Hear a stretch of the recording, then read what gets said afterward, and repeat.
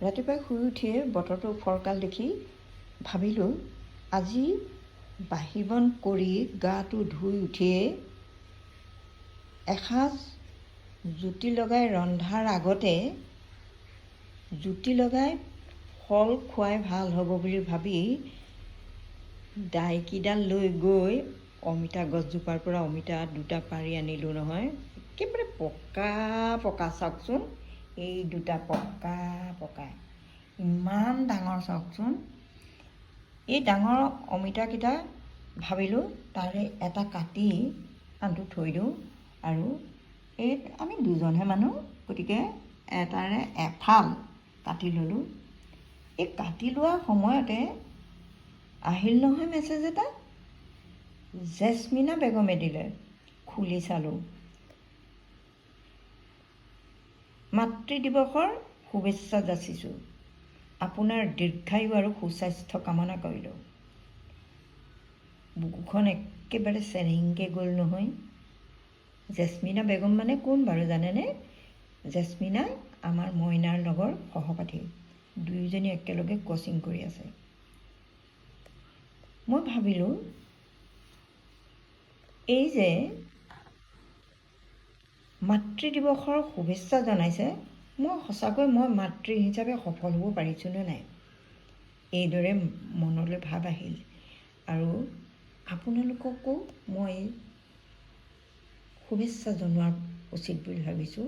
সেয়ে সকলোকে মই জনাইছোঁ সুপ্ৰভাত আৰু মাতৃ দিৱসৰ শুভেচ্ছা আপোনালোককো জনাইছোঁ। এই যে আমি মাতৃ হিচাপে সঁচাকৈ সফল হ'ব পাৰিছোঁ নাই, মই সদায় চিন্তা কৰোঁ।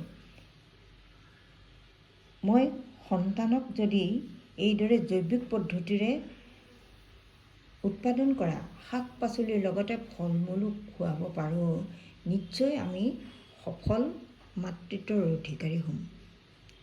সেয়ে জানেনে, মই সদায় চিন্তা কৰোঁ কেনেদৰে মই জৈৱিক পদ্ধতিৰে শাক পাচলি কৰি ফল মূল কৰি মই তেওঁলোকক খুৱাব পাৰোঁ।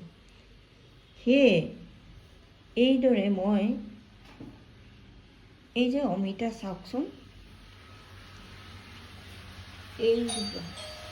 এইয়া এইজোপা অমিতা পাৰি লোৱাৰ পাছত এইজোপাটো শেষেই হ'ব হ'ল খাই লৈ, গতিকে আৰু অন্য এজোপা এইয়া ৰুই থৈ দিছোঁ। এইজোপা যদি শেষ হয় তাৰপিছত আকৌ এইজোপা আন এজোপা মই ৰোপণ কৰি থৈছোঁ।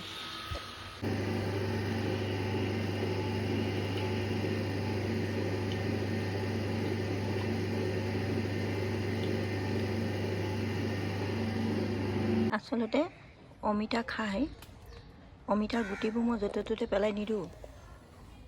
আগতে খোৱা অমিতাৰ গুটিবোৰ আনি এইদৰে মই খামত অৰ্থাৎ ঠোঙাত মই এইদৰে অলপ অলপ মাটি দি পেলাই গুটিবোৰ থৈ দিওঁ, পচাই থওঁ, এইদৰে গজে।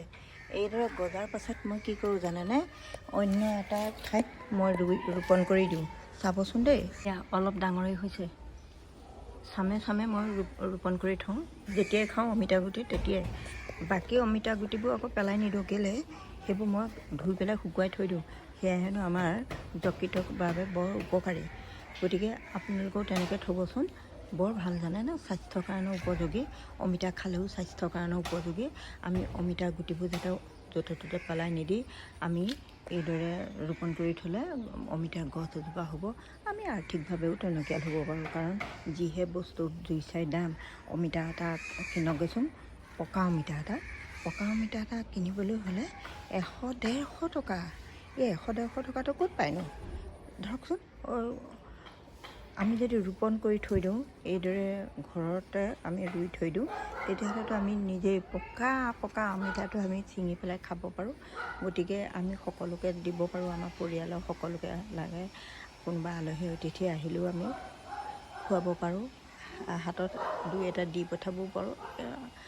মানসিকভাৱে বৰ ভাল লাগে, শান্তি লাগে, বৰ ভাল লাগে, আনন্দ লাগে জানেনে।